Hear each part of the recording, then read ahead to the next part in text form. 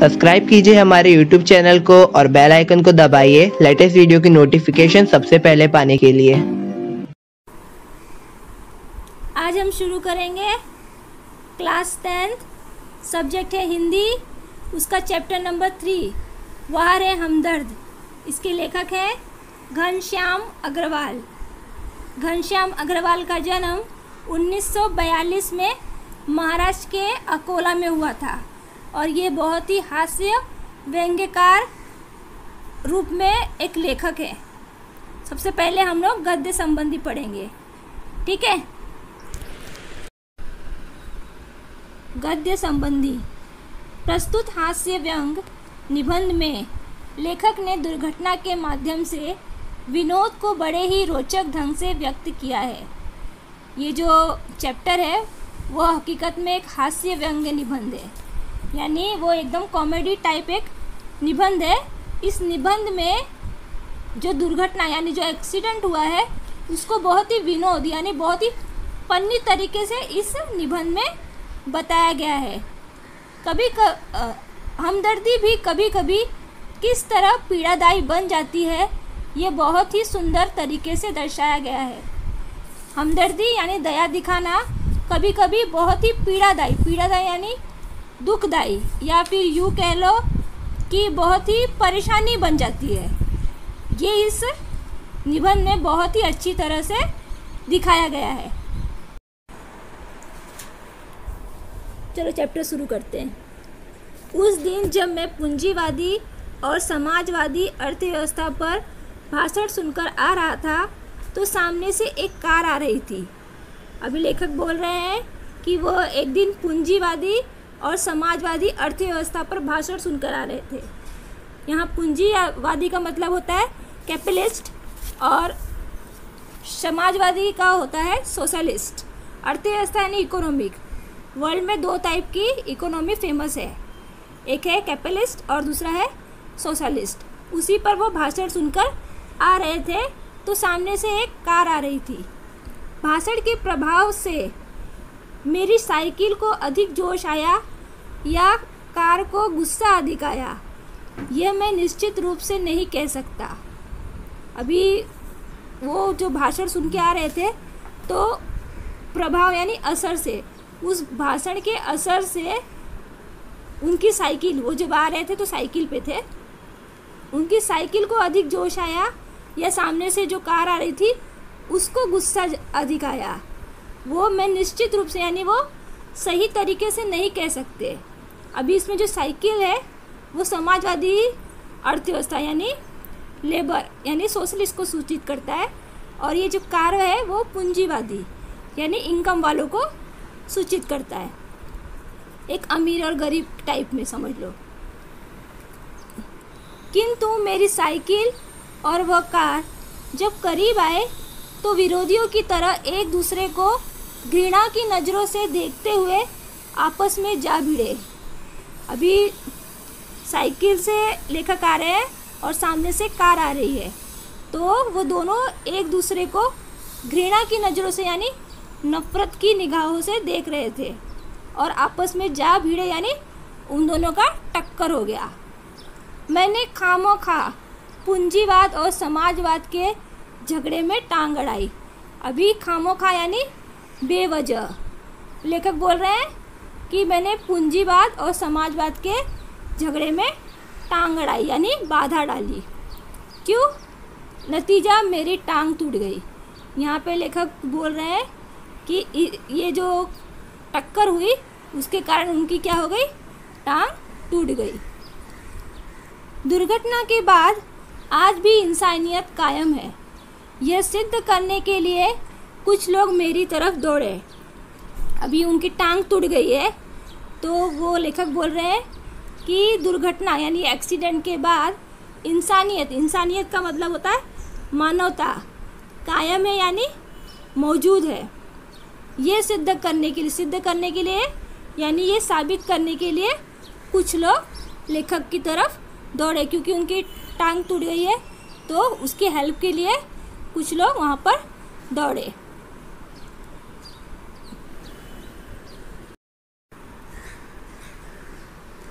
खुली तो मैंने अपने आप को एक बिस्तर पर पाया।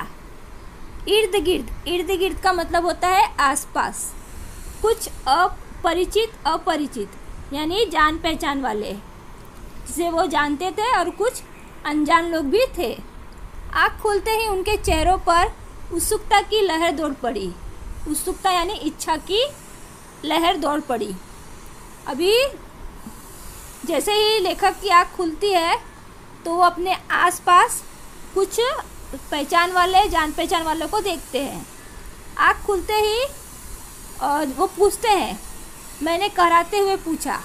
कराते हुए यानी उनकी टांग टूट गई है ना, तो उनको दर्द हो रहा है, तो उन्होंने दर्द भरी आवाज़ में पूछा, मैं कहाँ हूँ? तो अभी देखो क्या जवाब मिलता है।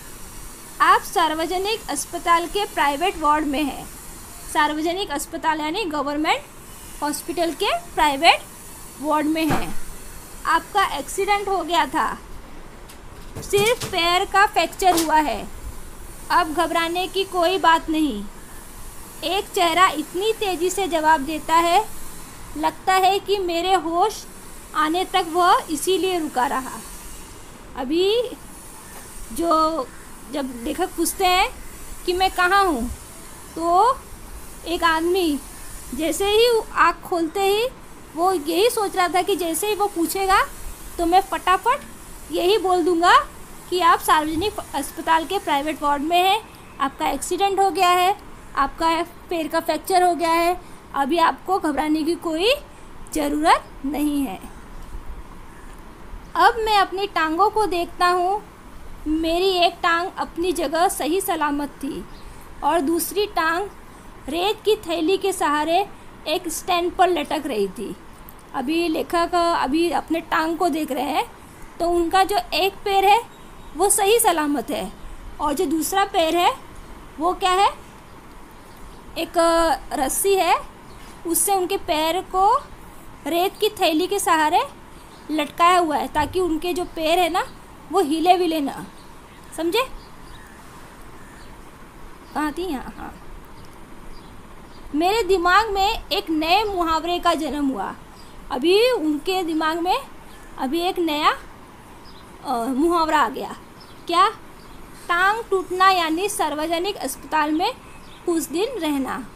अब बोल रहे अगर किसकी टांग टूट गई तो कुछ दिन तक उन्हें गवर्नमेंट हॉस्पिटल में रहना पड़ेगा। सार्वजनिक अस्पताल का ख्याल आते ही मैं काँप उठा। सार्वजनिक अस्पताल यानी गवर्नमेंट हॉस्पिटल का ख्याल आते ही वो काँप उठे, यानी डर गए अंदर से। अस्पताल वैसे ही एक खतरनाक शब्द होता है, फिर यदि उसके साथ सार्वजनिक शब्द चिपका हो तो समझो कि आत्मा से परमात्मा के मिलन होने का समय आ गया है। अभी लेखक यहाँ पे बोल रहे हैं कि जो अस्पताल जो शब्द है वो वैसे ही एक खतरनाक, एक मतलब जानलेवा शब्द होता है। अगर उसके साथ गवर्नमेंट हॉस्पिटल यानी सार्वजनिक शब्द अगर डाल दे तो आत्मा से परमात्मा का मिलन हो जाता है। इसका मतलब है कि जैसे अगर हमारा एक्सीडेंट हुआ तो कहते हैं कि गवर्नमेंट हॉस्पिटल वगैरह होते हैं, वहाँ इतनी ज़्यादा देख रेख नहीं होती है, कुछ ज़्यादा ध्यान नहीं दिया जाता है।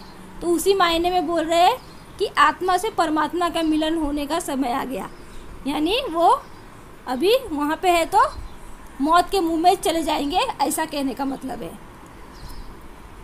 अब मुझे यूँ लगा कि मेरी टांग टूटना मात्र एक घटना है और सार्वजनिक अस्पताल में भर्ती होना दुर्घटना। यहाँ पे कंपैरिजन हो रहा है। अभी वो बोल रहे हैं कि मेरी टांग टूटी वो सिर्फ एक घटना है, और सार्वजनिक अस्पताल में भर्ती होना यानी गवर्नमेंट हॉस्पिटल में भर्ती होना एक दुर्घटना है।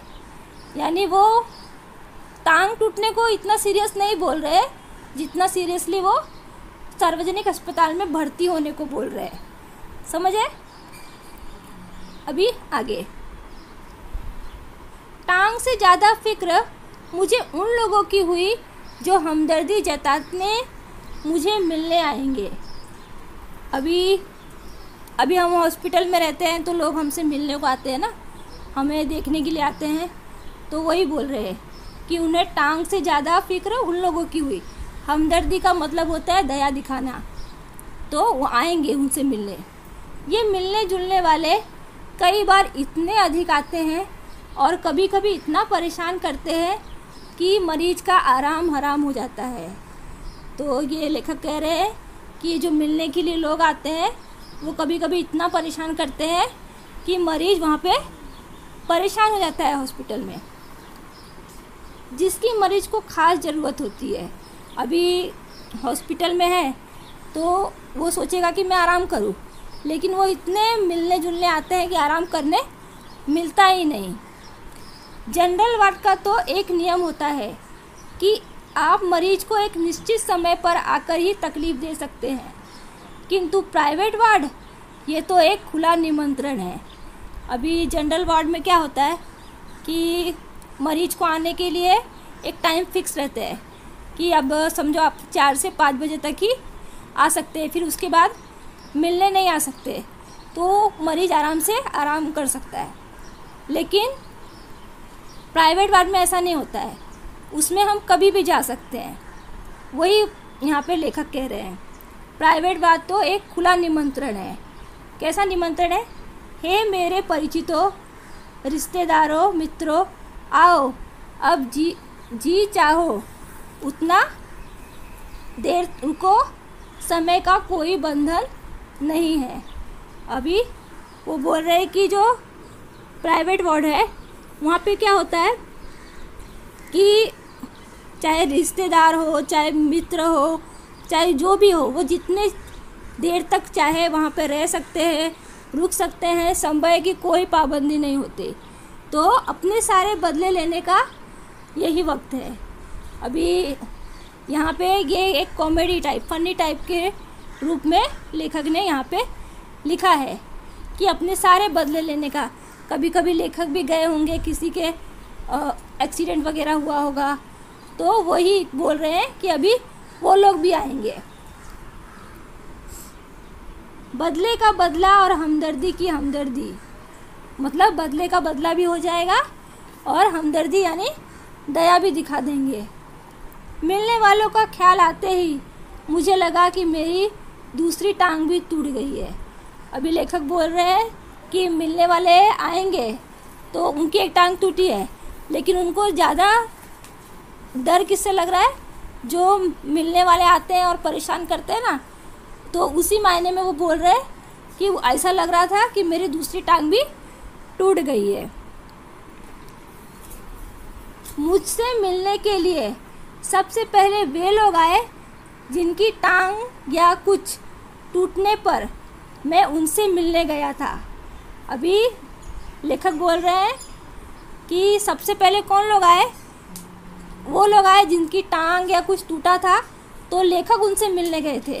तो अभी लेखक की टांग टूटी है, तो अभी वो लोग आ रहे हैं। मानो वे इसी दिन का इंतज़ार कर रहे थे कि कब मेरी टांग टूटे और कब वे अपना एहसान चुकाए।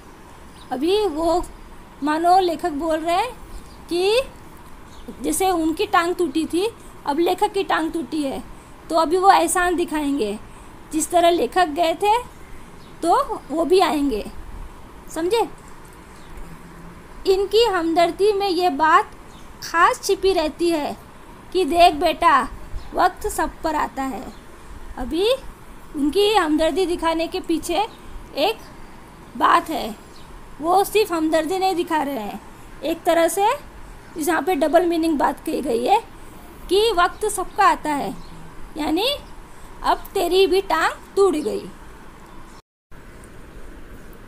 दर्द के मारे एक तो मरीज को वैसे ही नींद नहीं आती, यदि थोड़ी बहुत आ भी जाए तो मिलने वाले जगा देते हैं, खासकर वे लोग जो सिर्फ औपचारिकता निभाने आते हैं। औपचारिकता यानी दिखावा करने वाले, सिर्फ दिखावे के लिए जो आते हैं। अभी यहाँ लेखक बोल रहे हैं कि दर्द के मारे तो वैसे ही नींद नहीं आती, अगर थोड़ी बहुत नींद आ भी जाती है तो लोग जो मिलने वाले आते हैं वही जगा देते हैं, खास करके जो दिखावा यानी सिर्फ दिखावे के लिए मिलने आते हैं। उन्हें मरीजों से हमदर्दी नहीं होती। ये सिर्फ सूरत दिखाने आते हैं। अभी यहाँ पे लेखक बोल रहे हैं कि कुछ लोग सिर्फ इसीलिए आते हैं क्योंकि उनकी टांग टूटी है, ताकि वो कह सके कि आप जब अस्पताल में थे तो हम आपसे मिलने आए थे। उन्हें मरीज से कोई हमदर्दी नहीं होती। मैंने एक दिन तय किया कि आज कोई भी आए मैं आँख नहीं खोलूँगा। इसी वजह से लेखक क्या सोचते हैं कि आज भले ही कोई आए मैं अपनी आँख नहीं खोलूँगा और चुपचाप पड़ा रहूँगा। अब देखो कौन आता है। ऑफिस के बड़े बाबू आए और मुझे सोया जानकर वापस जाने के बजाय वे सोचने लगे कि यदि मैंने उन्हें नहीं देखा तो कैसे पता चलेगा कि वे मिलने आए थे। अभी उनसे मिलने के लिए ऑफिस के बड़े बाबू यानी वहाँ के बड़े ऑफिसर आए थे और उस वक्त लेखक सोए हुए थे। तो उन्होंने क्या किया, उन्हें वापस जाना चाहिए था, लेकिन उन्होंने क्या किया, वो जाने के बजाय उन्होंने सोचा कि मैं आया था, ये लेखक को कैसे पता चलेगा। इसलिए उन्होंने क्या किया, देखो, अतः उन्होंने मुझे धीरे से हिलाना शुरू किया। अभी उन्होंने क्या किया, धीरे से लेखक को जगाना शुरू किया। फिर भी जब मेरी आँख नहीं खुली तो उन्होंने मेरी टांग के टूटे हिस्से पर ज़ोर से दबाया। देखो क्या कर रहे हैं। अभी जब लेखक की आँख नहीं खुली तो जो लेखक की जो टांग टूटी हुई थी उनके हिस्से को उन्होंने बहुत ज़ोर से प्रेस किया। मैंने दर्द के मारे कुछ चीखते हुए जब आँख खोली तो वो मुस्कुराते हुए बोले, कहिए अब दर्द कैसा है। देखो अभी जब उन्होंने आँख खोली तो वो दर्द के मारे चिल्ला रहे थे ना लेखक। तो अभी बड़े बाबू क्या बोलते हैं, आँख खुल गई है तो अब क्या बोलते हैं, कहिए अब दर्द कैसा है। कैसी गिरी हुई हरकत। मोहल्ले वाले अपनी फुर्सत में आते हैं। अभी ये मोहल्ले वालों की बात हो रही है। फुर्सत में यानी अपने सब कुछ काम भी वो निपटा कर आते हैं। उस दिन जब सोनाबाई अपने 4 बच्चों के साथ आई तो मुझे लगा कि आज फिर कोई दुर्घटना होगी। अभी ये जो सोनाबाई है वो लेखक के मोहल्ले में रहती हैं और लेखक को पता है कि सोनाबाई के जो बच्चे हैं बहुत मस्ती करते होंगे, इसीलिए वो बोल रहे हैं कि आज कोई दुर्घटना यानी ज़रूर कोई कुछ न कुछ एक्सीडेंट आज होगा। और वो चारों बच्चों को अस्पताल में लेकर आई है। आते ही उन्होंने मेरी और इशारा करते हुए बच्चों से कहा, ये देखो चाचा जी। उनका अंदाज कुछ ऐसा था जैसे चिड़ियाघर दिखाते हुए बच्चों से कहा जाता है, ये देखो बंदर। अभी जो सोनाबाई आती है तो वो चाचा जी लेखक की ओर इशारा करते हुए बोलती है, देखो चाचा जी। तो उसका कुछ अंदाज इस तरह है कि लेखक सोचते हैं कि जैसे वो अपने बच्चों को कह रही हो कि ये देखो बंदर। बच्चे खेलने लगे। एक कुर्सी पर चढ़ा तो दूसरा मेज पर। सोनाबाई की छोटी लड़की दवा की शीशी लेकर कथकली डांस करने लगी। अभी वहाँ पे अस्पताल में ही बच्चे खेलने लगे। तो एक कुर्सी पर चढ़ गया और दूसरा मेज पर यानी टेबल पर चढ़ गया। और जो सोनाबाई की जो सबसे छोटी लड़की थी उसने दवा की शीशी यानी दवा की बोतल लेकर कथकली डांस वो करने लगी। रप रप की आवाज़ ने मेरा ध्यान भटकाया।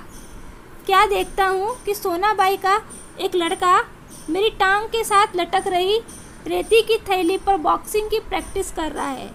अभी रप रप की आवाज़ आ रही थी तो लेखक ने सोचा कहाँ से आ रही है।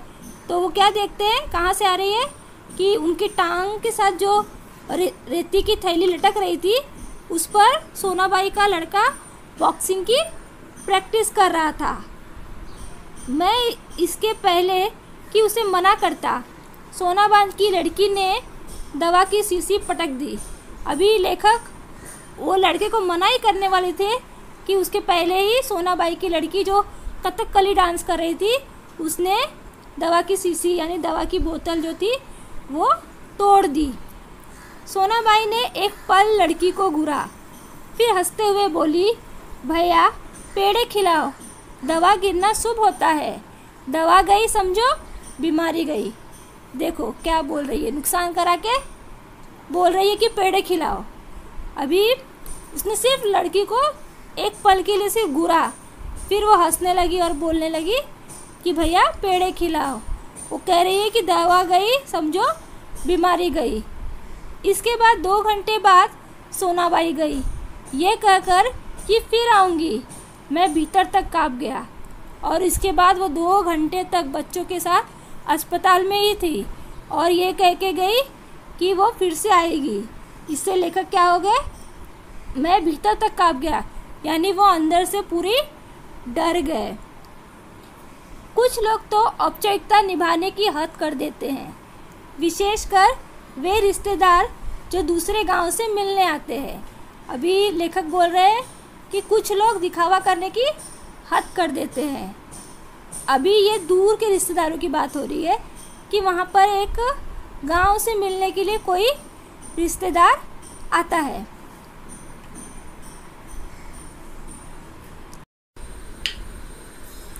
ऐसे में एक दिन एक टैक्सी कमरे के सामने आकर रुकी। अभी जो लेखक जिस अस्पताल में भर्ती थे उसके कमरे के सामने एक टैक्सी आकर रुकी। उनमें से निकलकर एक आदमी आते ही मेरी छाती पर सिर रखकर औंधा पड़ रोने लगा और कहने लगा। अभी उस टैक्सी से उतरकर वो आदमी आया और जो लेखक की छाती है, चेस्ट है, उसके ऊपर औंधा यानी उल्टा होके रोने लगा और कहने लगा, हाय तुम्हें क्या हो गया, कार वालों का सत्यानाश हो। अभी वो बोल रहा है कि रोते हुए बोल रहा है कि तुम्हें क्या हो गया, कार वालों का सत्यानाश हो। मैंने दिल में कहा कि मुझे जो हुआ सो हुआ, पर तू क्यों रोता है, तुझे क्या हुआ। अभी लेखक मन में सोच रहे हैं कि मुझे जो हुआ सो हुआ, तू क्यों रोता है। वो थोड़ी देर मेरी छाती में मुंह गड़ाए रोता रहा, तो वो धीरे धीरे थोड़ी देर तक लेखक की छाती पर मुंह गड़ाए हुए रो रहा था। फिर रोना कुछ कम हुआ। उसने मेरी छाती से गर्दन हटाई और मुझसे आंख मिलाई तो वो एकदम चुप हो गया। अभी वो रोना कम हुआ, फिर रोते हुए रो रहा था, तो उसने लेखक को देखा, तो वो लेखक को देखते ही एकदम चुप हो गया। क्यों चुप हो गया, देखो। फिर धीरे से हंसते हुए बोला, माफ़ करना, मैं गलत कमरे में आ गया था। एक्चुअली वो लेखक से मिलने नहीं आया था, लेखक के बगल में कोई एडमिट था, उसका भी एक्सीडेंट हो गया था कार से, वो उससे मिलने आया था और उसने गलती से लेखक के कमरे में आकर वो रो रहा था, समझे। हाँ, आजकल तो लोग ठीक से बताते भी नहीं। गुप्ता जी का कमरा शायद बगल में है। हे अच्छा भाई माफ़ करना।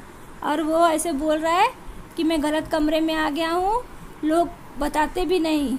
एक्चुअली वो किसी गुप्ता से मिलने आया था और हे करके हंसते हुए अच्छा माफ़ करना करके वो चला गया। अब वही रोने की आवाज़ मुझे पड़ोस के कमरे में सुनाई पड़ी। अभी जिस तरह वो लेखक की छाती पर औंध पड़ के रो रहा था उल्टा होके, अभी वही बगल में गया और फिर से रोने लगा। देखो कितने रोने की लोग एक्टिंग करते हैं। अभी मुझे उस आदमी से अधिक गुस्सा अपनी पत्नी पर आया, क्योंकि इस प्रकार रोता देख पत्नी ने उसे मेरा रिश्तेदार या करीबी मित्र समझकर टैक्सी वाले को पैसे दे दिए। और लेखक को सबसे ज़्यादा गुस्सा अपनी वाइफ पर आया। क्यों? क्योंकि जिस तरह से वो रो रहा था तो उसकी पत्नी को लगा कि ये कोई उसके पति का यानी वो लेखक का कोई करीबी दोस्त होगा, इसलिए उसने टैक्सी वाले को पैसे दे दिए। हमदर्दी जताने वालों में वे लोग ज़रूर आएंगे जिनकी हम सूरत भी नहीं देखना चाहते। अभी एक और व्यक्ति के बारे में लेखक बात कर रहे हैं कि वो हमदर्दी जताने में वो लोग भी आएंगे जिनकी लेखक सूरत भी नहीं देखना चाहते थे। अब लेखक उस व्यक्ति के बारे में बता रहे, हमारे शहर में एक कवि है श्री लपकानंद। अभी एक कवि है, उनका नाम है लपकानंद। उनकी बेतुकी यानी बकवास कविताओं से सारा शहर परेशान है, यानी वो एकदम बकवास कविता सुनाते हैं। मैं अक्सर उन्हें दूर से देखते ही भाग खड़ा होता हूँ। जानता हूँ जब भी मिलेंगे 10-20 कविताएं पिलाए नहीं छोड़ेंगे। यहाँ पिलाए का मतलब होता है सुनाना, यानी सुना के तो छोड़ेंगे ही। तो यहाँ बता रहे हैं कि वो इतनी बकवास कविताएं सुनाते हैं कि लेखक उन्हें जब देखते थे तो वो भाग जाते थे, और अगर बाय चांस कभी हाथ में आ भी गए तो 20 से 25 कविताएं सुनाए बिना वो नहीं छोड़ते थे। तो अभी अस्पताल में आ रहे हैं। अब देखो क्या लिखा है। एक दिन बगल में झोला दबाए आ पहुँचे। अभी उन्होंने एक झोला लिया है और अपने हाथ के नीचे ऐसे दबा के आ गए। आते ही कहने लगे, मैं तो पिछले 4-5 दिनों से कवि सम्मेलनों में अति व्यस्त था। सच कहता हूँ कसम से, मैं आपके बारे में ही सोचता रहा। रात भर मुझे नींद नहीं आई, और हाँ, रात को इसी संदर्भ में मैंने ये कविता बनाई। अब वो लेखक को आते ही बोल रहे हैं कि मैं 4-5 दिनों से वो लेखक से मिलने नहीं आए थे। तो वो रीज़न दे रहे हैं कि मैं कवि सम्मेलनों में व्यस्त था, यानी बिजी थे, और वो कसम खा रहे हैं कि वो लेखक के बारे में ही सोच रहे थे, और उनको ये नींद भी नहीं आई लेखक के बारे में सोच के। और सोचते सोचते उन्होंने लेखक के ऊपर एक कविता बनाई है। तो वो कविता सुनाने के लिए वो क्या करते हैं, ये कहे झोले में से डायरी निकाली और लगे सुनाने। और अपने जो झोला लेके आए थे उसके अंदर एक डायरी थी जिसमें उन्होंने कविताएं लिखी थी, और उन्होंने लेखक के ऊपर एक कविता लिखी थी। अब उसे वो सुनाने लगे। अभी उन्होंने कविता में क्या लिखा है, असम की राजधानी है शिलोंग, मेरे दोस्त की टूट गई है टांग, मोटर वाले तेरी साइड ही थी रॉन्ग। अब देखो कैसा राइमिंग वर्ड मिलाया है, शिलोंग फिर टांग कर दिया, टांग को टांग फिर रॉन्ग। ये ऐसा बकवास कविताएं सुनाते हैं, इसलिए लेखक भाग जाते थे। अब लेखक क्या करे, बेचारे लेखक की जो टांग टूट गई है वो भाग भी नहीं सकते। कविता सुनाकर वे मुझे ऐसे देख रहे थे मानो उसकी एक आँख मुझसे पूछ रही हो, कहो कविता कैसी है, और दूसरी आँख पूछ रही हो, बोल बेटा अब भी मुझसे भागेगा। अभी कविता सुनाने के बाद वो जो लेखक है वो जो कवि है लेखक को इस तरह से देख रहे हैं कि जैसे लग रहा है कि उसकी एक आँख पूछ रही है कि कहो कविता कैसी है। अभी तुमको बताना ही पड़ेगा कि कविता कैसी है। और पहले जब वो कविता सुनाते थे तो लेखक भाग जाते थे, लेकिन अभी तो वो भाग नहीं सकते। तो उनकी दूसरी आँख क्या पूछ रही है, बोल बेटा अब भी भागेगा मुझसे। मैंने जल्दी से चाय पिलाई। अब लेखक क्या कह रहे हैं कि मैंने जल्दी से चाय मंगवाई और उनको पिला दी, और फिर कविताएं सुनने का वादा कर बड़ी मुश्किल से विदा किया। और लेखक ने कहा कि मैं आपकी कविताएं ज़रूर सुनूंगा, ऐसा उन्होंने उसको वादा विदा किया और उसे विदा कर दिया, यानी भेज दिया। अब मैं रोज़ ईश्वर से प्रार्थना करता हूँ कि हे ईश्वर, अगर तुझे मेरी दूसरी टांग भी तोड़नी हो तो ज़रूर तोड़, मगर कृपा कर उस जगह तोड़ना जहाँ मेरा कोई परिचित न हो, क्योंकि बड़े बेदर्द होते हैं ये हमदर्दी जताने वाले। अभी जो लेखक है वो ईश्वर से प्रार्थना कर रहे हैं कि अगर उनको उसकी टांग तोड़नी है, लेखक की टांग तोड़नी है तो ज़रूर तोड़ दे, लेकिन ऐसी जगह पे तोड़े जहाँ पर उनके कोई भी परिचित यानी कोई भी जान पहचान वाला न हो। क्यों? क्योंकि वो बड़े बेदर्द होते हैं ये हमदर्दी जताने वाले। इस कहानी में लेखक की जब टांग टूट जाती है तो उन्हें अपनी एक टांग टूटने से उतना दुख नहीं होता जितना उनसे अस्पताल में मिलने वाले लोगों से हुआ है। इसीलिए वो लेखक ऐसा कह रहे हैं कि मेरी टांग अगर तोड़नी है, दूसरी टांग चाहे तो तोड़ दे, लेकिन ऐसी जगह तोड़ना जहाँ पे मेरा कोई परिचित नहीं हो। यानी लेखक को अपनी एक टांग टूटने का उतना दुख नहीं हुआ जितना उनसे अस्पताल में मिलने वाले लोगों से हुआ। ठीक है, इस तरह इस लेसन का नाम लेखक ने वाहरे हमदर्द रखा है। Thank you.